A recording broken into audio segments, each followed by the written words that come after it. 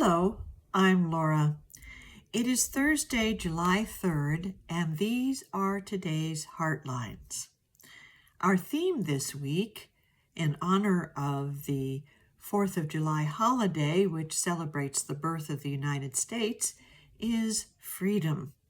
And also, in honor of that holiday, we are reading from the preamble of the United States Constitution and looking at our headlines and what is happening in our world today in light of that. And believe me, as a longtime minister, I can see no more spiritual principles that go deeper than the ones I find in this preamble or in its succeeding texts.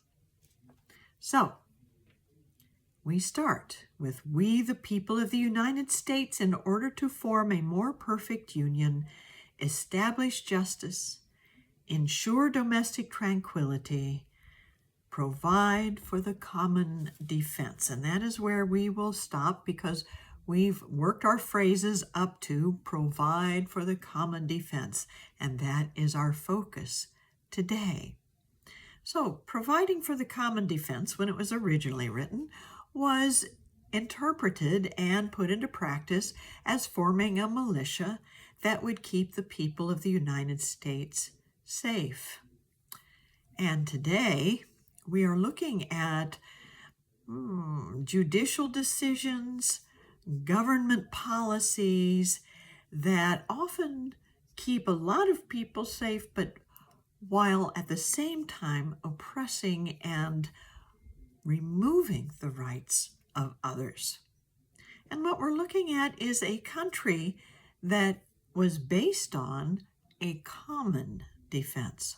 So when we don't see it happening in the larger country, because like all countries and like all people, we have our ideals, but we have a long way to go to fulfill them. And that's really part of what life is all about, isn't it?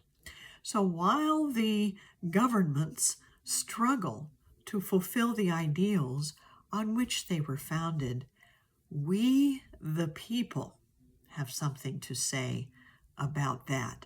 And that's what we're focused on today.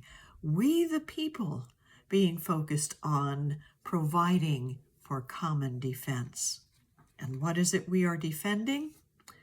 Well, later in the Constitution, we have our amendments.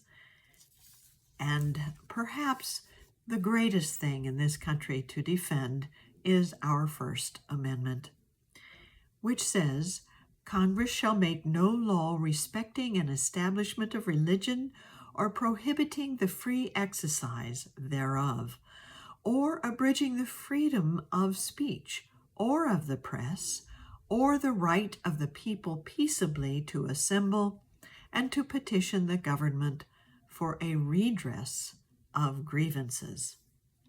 Now remember what I said, when the government is struggling to live up to these ideals, we the people certainly can. So we have an innate freedom to believe the way we choose to believe, to give it expression in the ways we choose to do so.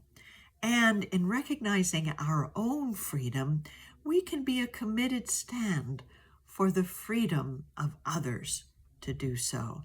And what does this look like? It may look like encouraging words or coming together to stand perhaps in a protest or write a petition or just to hold a prayer vigil that supports the freedom of others. Because you see, when others are using their freedoms to oppress the freedoms of others, they are not acting in common defense. So let us begin. When we start seeing them doing that over there, let us begin by recognizing what we can release in ourselves and what we can support that shows up like common defense. And we can do that by taking a deep breath and closing our eyes and holding to this simple and prayerful idea. I am committed to the protection of self-expression for myself and others.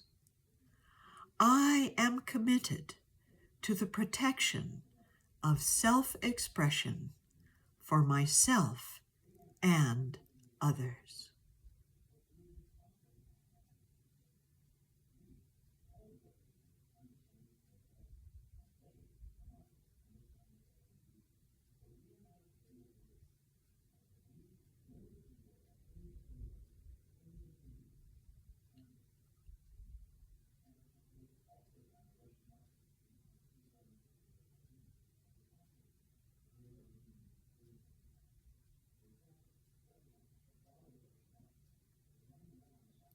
And so it is.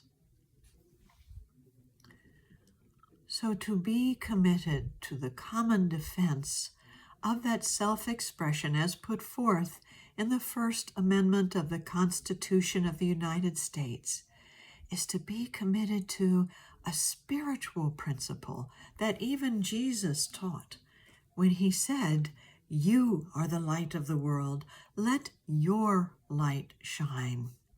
We can let the light of others shine and bask in its radiance of the diversity of self-expression that we have, while at the same time recognizing when someone expressing their freedom, including us, is oppressing the freedom of others, because that's not common. That is based on that fearful ego that we all work in our lives to release. So thank you for being with me and sharing these common ideas today.